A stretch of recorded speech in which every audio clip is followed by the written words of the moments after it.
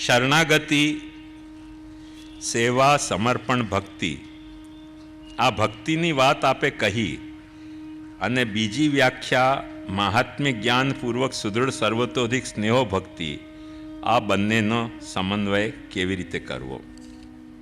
જુઓ, કોઈના પ્રતિ શરણાગત થવું એ આપણા એના મહાત્મ્યનો પહેલો સ્વીકાર છે. આપણે રક્ષક કોને માનીએ કે જ્યારે મને મારી જાતને હું મારી રક્ષામાં સમર્થ ન ગણતો હોઉં અને હું એમ સમજતો હું કે ના, હું મારી રક્ષા કરી શકતો નથી, તું મારો રક્ષક છે, તો એનું મહાત્મ્ય આપણે સ્વીકાર્યું. મહાત્મ્ય સ્વીકાર્યું એટલે શરણાગતિથી મહાત્મ્ય જ્ઞાન શરૂ થયો. સેવા યદ્યપિ ક્રિયા છે, સેવા યદ્યપિ ક્રિયા છે, પણ દરેક ક્રિયાનો એક સ્વભાવ રહેલો છે કે જે પણ ક્રિયા તમે નિરંતર કરો, કોઈ પણ ક્રિયા નિરંતર કરો, આ કંઈ ધર્મની ક્રિયાની વાત નથી, કોઈ પણ ક્રિયા તમે નિરંતર કરો, એ ક્રિયા તમારા એકંદરે તો ભીતરથી બહાર પ્રકટ થતી હોય છે, પણ એનો પ્રભાવ બહારથી ભીતર જતો હોય છે. એનો એક સામાન્ય તમને દાખલો બતાવું, બહુ સરળ દાખલો, કે તમારે તબલા શીખવા હોય, તબલા શીખવા હોય તો તબલાના જે બોલ હોય ને બહુ અઘરા હોય છે.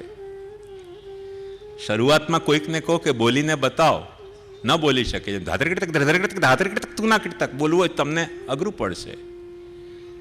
બોલવા માંડો, બોલવા માંડો, ધીમે ધીમે.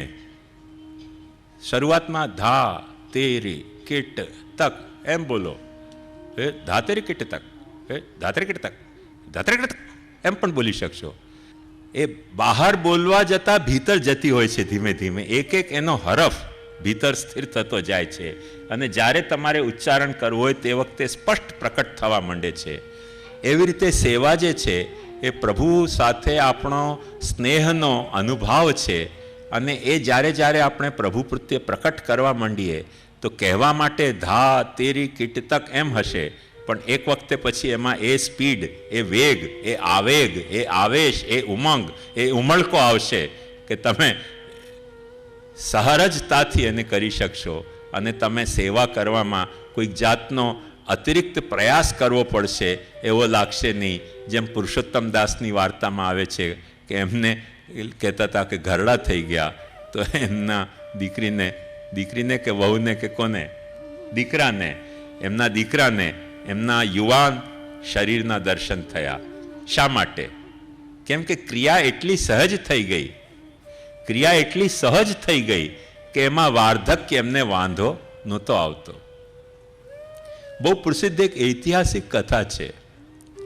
એક પીરિયડમાં જોધપુરમાં, રાજસ્થાનના રાજા કંઈક 80 વર્ષના થઈ ગયા, રાજકુમારો 60 વર્ષના થઈ ગયા, રાજકુમારના રાજકુમારો 40 વર્ષના, એના રાજકુમાર 20 વર્ષના, 4 પેઢી જિંદા ને ડોકરો જાય નહીં. એટલે રાજકુમારોનું ધીરજ ખૂટી ગયો. તો એ લોકો આપસમાં વાત કરતા હતા કે આ ડોકરો જતો નથી ને કોણ જાણે ક્યારે આપણને રાજ મળશે, ઘરડો જતો નથી. એ રાજાના કાને વાત પડી ગઈ. જો બહુ સમજવા જેવી વાત છે. રાજાને થયું કે અચ્છા, મારા રાજકુમારો મને ઘરડો સમજે છે. તો તે જમાનામાં બંદૂકો આવી જતી, બહુ વપરાશમાં નહોતી આવી, પણ બંદૂક શરૂ થઈ ગઈ હતી. બધા રાજકુમારોને લઈને વાઘના શિકાર માટે ગયા.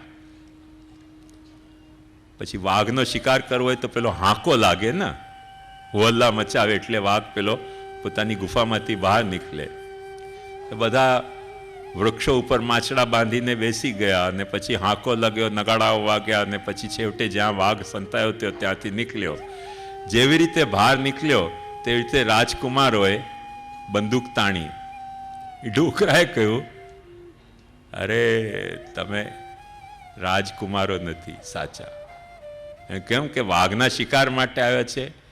અરે બોલે તમને એટલું તો હોશ હોવું જોઈએ કે આ વાઘ જંગલનો રાજા છે અને તમે જોધપુરના રાજા થવા માંગો છો, તો તમે તમારો શારીરિક બલ એની સાથે દેખાડો, બંદૂકનો બલ નહીં દેખાડો. તેમણે કોઈ શારીરિક બલ કેવી રીતે દેખાડવો? તે 80 વર્ષનો ડોહો ઝાડ ઉપરથી કૂદ્યો, હાથમાં પોતાનો સાફો બાંધ્યો અને વાઘના મોઢામાં હાથ નાખીને એનું પેટ ચીરીને એને રાજકુમારોને દેખાડ્યો. એક વાત સમજો, કેવી રીતે સંભવે? વાઘને જોતા હાંજા ગગડી જાય આપણા. પણ એ કરતા રહ્યા ને પ્રયાસ શિકાર, તો એ વર્ષના ડોહામાં આવી શક્તિ આવી, જેમ પુરુષોત્તમદાસજીમાં આવી. કરતા રહેશો તો એ વસ્તુ બહારથી ભીતર જાય છે. એમ સેવા તમે પ્રભુની કરતા રહેશો ને તો 80 વર્ષના ડોહા હશો તોય તમારાથી સેવા થશે. અને નહીં કરશો ને, મુખિયા ભીતરિયાથી કરાવશો, જા બિલ્લી કુત્તે કો માર, તો મુખિયા ભીતરિયા જ સેવા કરશે. તમને તો આરતી કરવામાં પાછો હાફ આવશે અને પરિશ્રમ થઈ જશે કે મહારાજને બહુ પરિશ્રમ છે કે 8 વખત આરતી કરવા નીચે પધારવું પડે છે. પાછા 2-4 ભક્તો ચરણ સેવા કરવા જશે કે પ્રભુ આપને બહુ પરિશ્રમ થયો, પ્રભુ ચરણ સેવા કરો. આરતી કરવા પધારવું પડ્યું. આવી પરિસ્થિતિ થઈ જાય ન કરીએ તો. એટલે સેવા એ જે પ્રેમનો આપણો અનુભાવ છે, એ અનુભાવ બહાર પ્રકટ કરવાની પ્રક્રિયામાં ભીતર એનો પ્રભાવ પ્રકટ કરતો હોય છે. તે જાતનો ક્રિયાનો આખો સ્વભાવ છે. એટલે એ સ્નેહ જગાડવાનો એક ઉપાય છે સમર્પણ.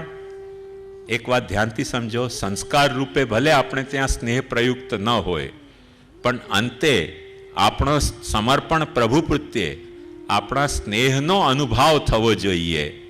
બલાત સમર્પિત એ સમર્પણ છે જ નહીં. આવી રીતે મહાત્મ્ય જ્ઞાન, સેવા, સમર્પણનું મતલબ શું? એક વાત ધ્યાનથી સમજો કે હું મારી જાતને તારા માટે સમજું, હું મારી જાતને કોઈકના માટે સમજું ત્યારે હું તેના પ્રતિ સમર્પિત થયો. એમ મારું જે કાંઈ છે તેને હું પ્રભુ માટે સમજું તો હું પ્રભુ પ્રત્યે સમર્પિત છું. એ એક ભાવ, એક વિચાર, એક શ્રદ્ધા, એક વિશ્વાસ, એક નિષ્ઠા પંપી નહીં કે સ્નેહને ખીલતા વાર જ નહીં લાગે. એટલે શરણાગતિ, સમર્પણ અને સેવા એ આપણે મહાત્મ્ય જ્ઞાન પૂર્વસ્તુ સુદૃઢ સર્વતોધિક સ્નેહો ભક્તિ રૂપે ખીલી જતી હોય છે. એટલે વાત તેની એ જ છે, પણ એને 4 રીતે વહેંચીને કહેવામાં આવી છે. અને જ્યારે લક્ષણ આપવાનું હોય ત્યારે એને 2 રીતે કહેવામાં આવે છે કે મહાત્મ્ય જ્ઞાનપૂર્વક સુદૃઢ સર્વતોધિક સ્નેહ તે ભક્તિ છે. હયા મયા એટલે શું? દયા તો સમજાય છે. હા, આ તો હું કાલે બોલ્યો તે વાત. દયા તો તમે સમજી ગયા એટલે મારે સમજાવવાની ન હોય. મયા એટલે મમતા, કોઈકને પોતાનું ગણવું. આ માયાથી બનેલો શબ્દ છે. મને એના પ્રત્યે માયા છે, મમતા છે, એ મયા. અને હયા એટલે લજ્જા. જે વાત મેં કાલે જ કહી હતી કે હયા, મયા અને દયા ત્રણેયમાંથી ગયા તે મરજાદી થયા. અમારા દીક્ષાદાતા ગુરુ ગુસાઈજીએ બતાવેલ પ્રકાર પુરુષોત્તમ પ્રતિષ્ઠા પ્રકાર પ્રમાણે પુષ્ટ નથી કરતા, ખાલી હાથ લગાવી દે છે. તો શું તે પુષ્ટ થયા કહેવાય? તેની સેવા ફલિત થાય કે નહીં? મૂંઝવણનો ઉકેલ લાવવા દંડવત સહ વિનંતી. જો એક સૈદ્ધાંતિક વાત તમને કહું, ગુસાઈજીએ પુરુષોત્તમ પ્રતિષ્ઠા પ્રકાર અદ્ભુત ગ્રંથ લખ્યો છે. અને જો અમે લોકો ગોસ્વામી બાળકો એ મુજબનો પુષ્ટ ન કરતા હોઈએ તો એ અમારા પાર્ટમાં કાંઈક ખામી છે અને છે જ. એમાં કોઈ જાતના બે મત હોઈ શકતા નથી. પણ ગોસ્વામી બાલક પુષ્ટ કરે તો જ ઠાકોરજી પુષ્ટ થાય એવું ગુસાઈજીએ પણ ત્યાં ક્યાંય નથી કહ્યું. એ પ્રકારે તમે પણ પુષ્ટ કરી શકો છો. ત્યાં એમ નથી કહ્યું કે ગોસ્વામી બાલકો જ પુષ્ટ કરે. અને શ્રી ગોપીનાથજી પણ સ્પષ્ટ કહે છે ગુરુએ પધરાવી આપેલ પુષ્ટ કરીને ગુરુ દત્તામ સ્વયં લબ્ધામ તમને ક્યાંક મળી ગઈ હોય. ભક્તૈરપી સુપૂજિતામ પ્રાચીન ભક્તોએ સેવા કરેલી હોય એવી મૂર્તિ. વ્યંગાંગીમ અપી સેવેત ખંડિત પણ હોય તો પણ તમારો ભાવ અખંડિત હોય તો તમે સેવા કરી શકો છો. એ આપણને શ્રી ગોપીનાથજીએ છૂટ આપી છે. શ્રી મહાપ્રભુજીએ પણ છૂટ આપી છે કે કૃષ્ણ સેવા પર હોય, દંભાદી રહિત હોય, ભાગવત તત્વજ્ઞ હોય એવા ગુરુને શોધીને ગુરુ પાસેથી પોતાને દીક્ષિત કરીને પુષ્ટિ માર્ગમાં ઠાકુરજીને પુષ્ટ કરાવીને તમે સેવા શરૂ કરો. અને જો તમને એવા ગુરુ ન મળતા હોય તો ગોર મહારાજ ન હોય તેથી કંઈ વાંઢા ન રહેવાય, પરણી તો જવાય. જે મળે તેને પરણો. નથી મળતા ગોર મહારાજ તો શું થાય ઉપાય? પરણી જવાનું, જે મળે તેને. ગોર મહારાજ મળે અને આપણને સરખી રીતે પરણાવી દે તો ગોર મહારાજને રાખીને વચ્ચે પરણવું. ન મળતા હોય તો પોતાની મેલે પરણી જવું. મારે સાથે એક વખતે એવી વિડંબણા થઈ ગઈ કે એક ભાઈએ મને કહ્યું કે અમારે મહારાજ પરણવા છે, કોઈક તમે ગોર મહારાજને ઓળખો છો? મેં કીધું હા ઓળખું છું ને, 2-3 ને. એમણે કહ્યું કે તો એમને આજ્ઞા કરો આપ કે અમને પરણાવી દે.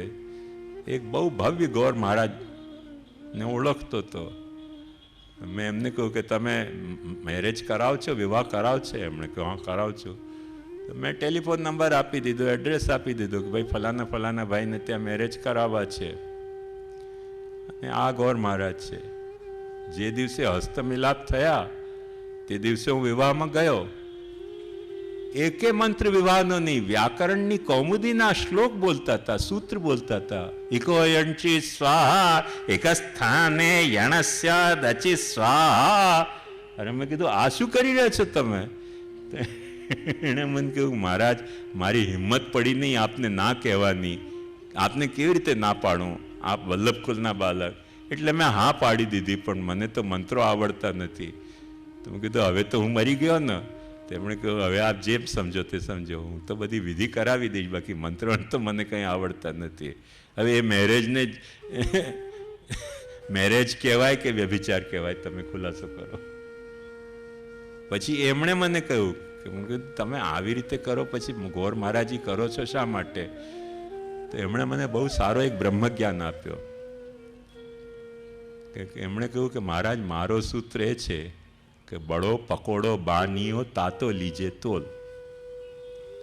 એટલે વડા ખાવાના હોય ને, વડો પકોડો અને વાણિયા, એ જ્યારે ગરમ થાય તે વખતે એને તોલીને લઈ લેવું. જો ઠંડો પડશે પછી પૈસો આપશે જ નહીં. એમને તાલાવેલી હતી પરણવાની, એટલે મેં તોલીને લઈ લીધું. તમે સારા માણસ છો, તોલીને લઈ લીધો તમે. પૂછવું તો હતું મને, મારી શું ઇજ્જત થાય, એ લોકોને ખબર પડે કે તમે શું બોલી રહ્યા છો. એ બિચારા પરણી ગયા પણ શાંતિથી. કોઈ અંશી સ્વાહા એક સ્થાનમાં યણ કરી દીધું એમણે. આપણું શું થાય? કોઈ ઉપાય જ નથી.